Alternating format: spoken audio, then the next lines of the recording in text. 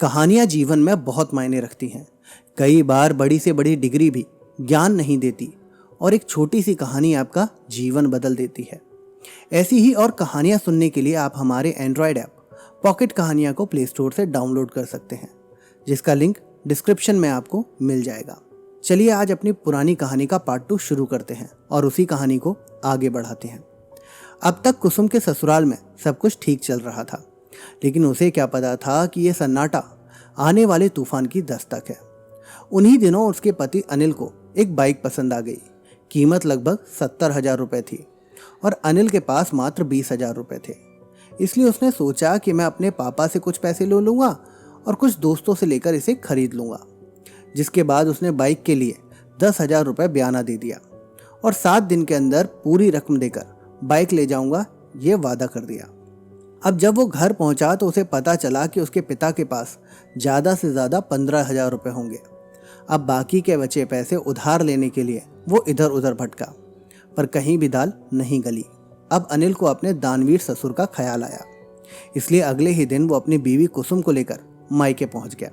जिसके बाद जब उसने घनश्याम जी के सामने मायके आने का कारण बताया तो घनश्याम जी का जवाब सुनकर अनिल और कुसुम दोनों का भ्रम टूट गया, क्योंकि घनश्याम जी ने कहा, दामाद जी 10-12 हजार रुपये की व्यवस्था तो मैं कर सकता हूँ, पर 40,000 की व्यवस्था करना मेरे लिए मुश्किल होगा।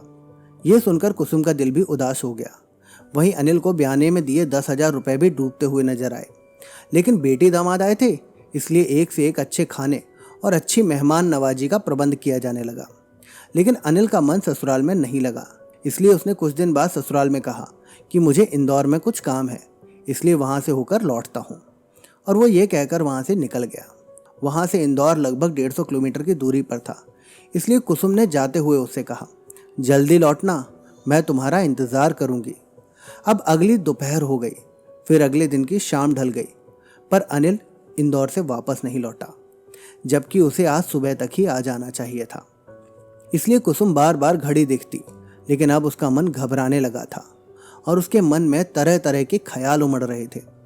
उसको लग रहा था कि कहीं कोई अनहोनी ना हो गई हो। ये सोचकर उसकी आंखों से आंसू निकल पड़े। और अब उसके मायके में भी बेटी की ऐसी हालत से घर का माहौल उदास हो गया था। कुसुम के पिता के दिमाग में भी एक बात आ रही थी कि कहीं पैसे के कारण जमाई राजा नाराज तो नहीं हो गए हैं। इसलिए कुसुम के पिता ने बेटी के ससुराल में फ़ोन करवाया, जिसे उठाने अनिल ही आया। तभी फ़ोन पर अनिल की आवाज़ सुनकर कुसुम फफक पड़ी और बोली, मैं यहाँ आपकी प्रतीक्षा कर रही हूँ और आप अपने घर पहुँच गए।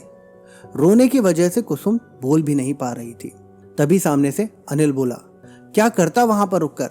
इंदौर दोस्त के पास गया था पैसे के जुगाड़ में, लेकिन वहाँ भी इनकार सुना तो घर लौट आया। अब जाकर बाइक वाले से बयाना लौटाने को बोलूँगा। अगर लौटा दिया तो ठीक है, नहीं तो 10,000 रुपये को राम राम। ये सुनकर कुसुम बोली, और मैं कैसे आऊँ? जिस पर अनिल ने गुस्से में जवाब दिया, मर्जी तेरी, जैसे आना हो आ जाना, ना मर्जी हो तो मत आना। यह सुनकर कुसुम के ऊपर मानो बिजली सी गिरी। उसे कुछ देर तक अपने कानों पर यकीन ही नहीं हुआ और वो हकलाते हुए बोली, ये क्या बोल रहे हो? जिस पर दोबारा अनिल ने गुस्से में कहा, वही जो तुम सुन रही हो। और यह कहकर अनिल ने फोन रख दिया। कुसुम इसके बाद न जाने कितनी देर तक फोन हाथ में लिए हलो हलो करती रही और आंखों से आंसू बहाती रही। उसको ऐसा रोता देखकर उसके पिता घनश्याम जी ने पूछा, क्या हुआ कुसुम? कुसुम थोड़ी देर तक रोती रही, फिर अटक अटक कर पूरी बात उसने उन्हें बता दी।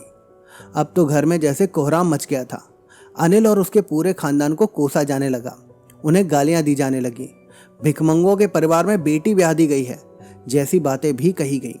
लेकिन जब क्रोध कम हुआ तो मशवरा करने की बारी आई। 40,000 रुपये घनश्याम जी के लिए 1 महीने के वेतन के बराबर थे। इतनी व्यवस्था करना उनके लिए संभव भी नहीं था, पर असंभव भी नहीं था। इसलिए 3 दिन बाद कुछ बैंक से पैसे निकालकर और कुछ मित्रों से उधार लेकर उन्होंने 40,000 रुपये इकट्ठा किए और बड़े दुखी मन से बेटी को लेकर समझाने पहुंचे। अब कुसुम के ससुराल पहुंचकर घनश्याम जी के साथ क्या हुआ, ये जानने के लिए आपको हमारे अगले पार्ट का इंतज़ार करना पड़ेगा। तो दोस्तों, आज की कहानी से हमें ये पता चलता है कि पति पत्नी का रिश्ता परिवार की नींव रखता है। इसलिए पति को जिम्मेदार होना चाहिए, ना कि जीवन में गैर जिम्मेदार बनकर रिश्तों को खतरे में डालना चाहिए। मैं उम्मीद करता हूँ कि आपको हमारी आज की कहानी पसंद आई होगी। तो आप अपनी राय कमेंट बॉक्स में ज़रूर लिखें। वीडियो पसंद आई है तो वीडियो को लाइक करें, अपने दोस्तों के साथ शेयर करें। ऐसे ही और सुविचार सुनने के लिए आप हमारे चैनल सुविचार कहानियाँ को सब्सक्राइब ज़रूर कर लें।